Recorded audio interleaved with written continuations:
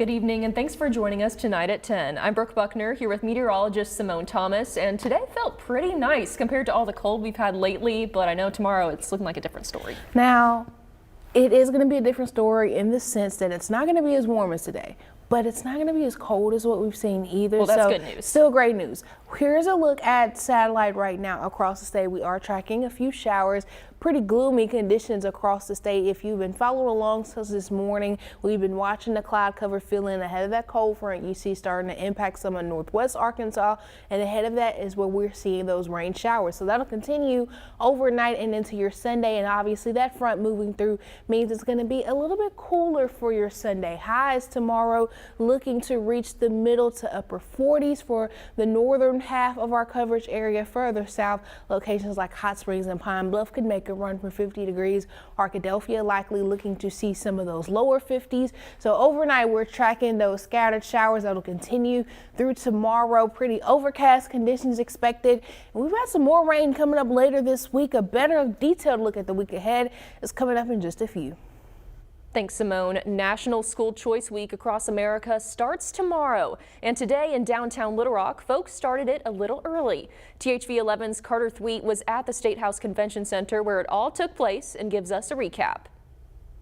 Brooke, this was a school choice fair hosted by a nonprofit called the Reform Alliance. Here in Little Rock, this was the 10th year they've hosted this event. And I spoke with parents, vendors, and event organizers who all said the same thing. It's about having as many options as possible. We want to ensure that every child has a world-class education, so that's our whole mission. We want to let parents know what's available, what's out there, what they can do for their child if they're not getting their needs met. Amy Henley is the managing director of the Reform Alliance. She helped put on Saturday's event, which saw 75 different vendors show up, consisting of schools and other education services. We called, we emailed, all kinds of things. I mean, we were really determined to get as many people here as possible in the Central Arkansas area so that parents could learn, just all the different options that are available. One of those vendors attending for the first time was the Arkansas Learning Network, an online education service.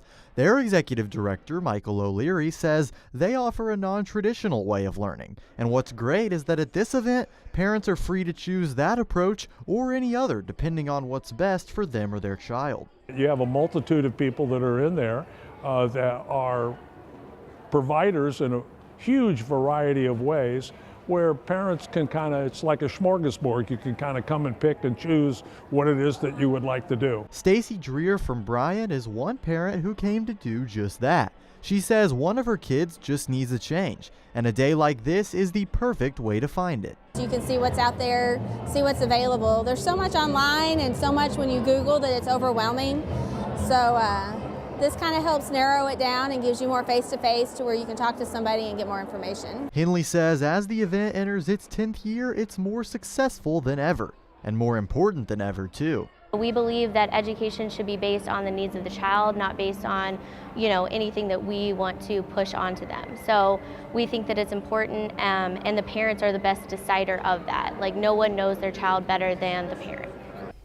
Henley also says the Reform Alliance supports initiatives from the state that they feel offer these choices to more students. Things like education freedom accounts and the LEARNS Act. More info on this event and the Reform Alliance will soon be on our website, thv11.com.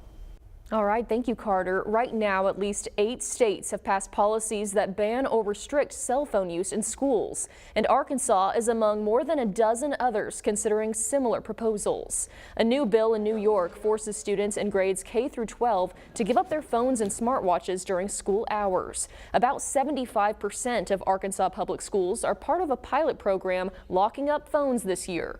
Governor Sarah Huckabee Sanders called for the program to go statewide, as studies show excessive screen time among teenagers results in higher rates of depression and anxiety. Today, several people came out and participated in the first volunteer event of the year on the farm at St. Joseph Center in North Little Rock. All the gardens there are volunteer-based, so as you can imagine, there's a lot of stuff that piles up and needs to be cleaned on a yearly basis. It's all part of the early spring cleaning event.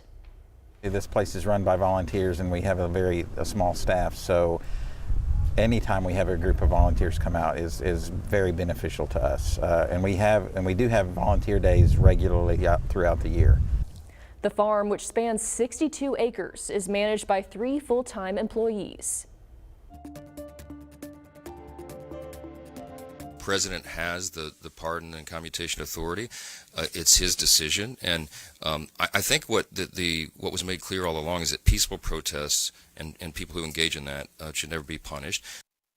That was U.S. House Speaker Mike Johnson earlier this week after being asked for his thoughts after President Trump pardoned the January 6th rioters. Among them, most noticeably, is Richard Barnett from Gravette. Barnett is one of 7 from Arkansas convicted for storming the U.S. Capitol. Talks of clemency being granted had already been circling before President Trump's inauguration. So far, 1,500 people in total will have their convictions excused. The president also ordering a late-night purge of government watchdogs in a move that's alarming even to some Republicans. As Christian Benavidez reports, this comes on the heels of the confirmation of 2 of his cabinet picks. In an unprecedented move, President Donald Trump overnight fired more than a dozen federal inspectors general. The IGs are considered an independent check on abuse of power, tasked with investigating misconduct in federal agencies to assure it doesn't take place. One more example of a lack of respect for rule of law. These firings are Donald Trump's way of telling us he is terrified of accountability and is hostile to facts and to transparency. The move is likely to result in legal challenges. In a letter by the Inspector General of the Small Business Administration, he wrote that he does not believe the actions taken are legally sufficient. Federal law requires Congress to receive a 30-day notice and case-specific details.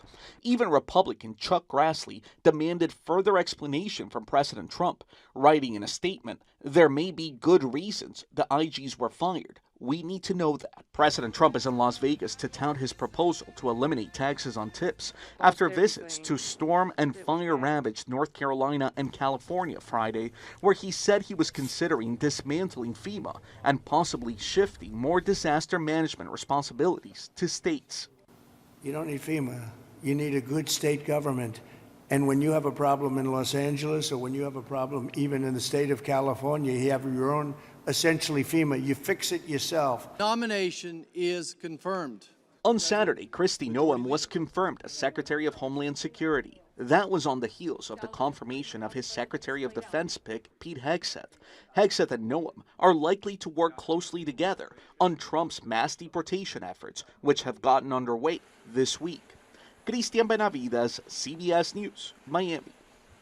Vice President J.D. Vance cast the tie-breaking vote for Hegseth's nomination after 3 Republicans, including former Majority Leader Mitch McConnell, sided with Democrats in opposition. Well, January 1st may have come and gone, but the year is only just beginning as many people are celebrating the Lunar New Year. It's based on the moon's phases, and not the traditional calendar, so it falls on a different day every year, usually sometime between the end of January and middle of February. People also eat a lot of food that's thought to bring prosperity. We do this every year for Chinese New Year, and we celebrate Chinese New Year for everybody. And it's a free food, free show, and free parking. And we just want people to know we do exchange for the cultural exchange in Arkansas. So that's how we're doing every year. Just welcome the people, come over to join with us and celebrating our Chinese New Year. And like many holidays, Lunar New Year's core principle revolves around family and togetherness. This year's date falls on Wednesday, January 29th.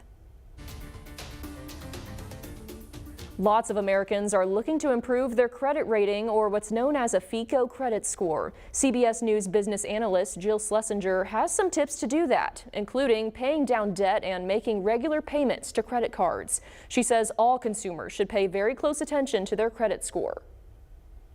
It's incredibly important for you to pay attention to this. It's widely available now through a lot of credit card companies because, again, this score can help you save money if you were about to borrow money, maybe for a car. Doesn't even have to be a house. Credit agencies generate the FICO score by tracking payment histories, loan balances, and how much debt a consumer has. The biggest hunting expo in the South is happening right now. We're taking a closer look at the Big Buck Classic and all it has to offer coming up.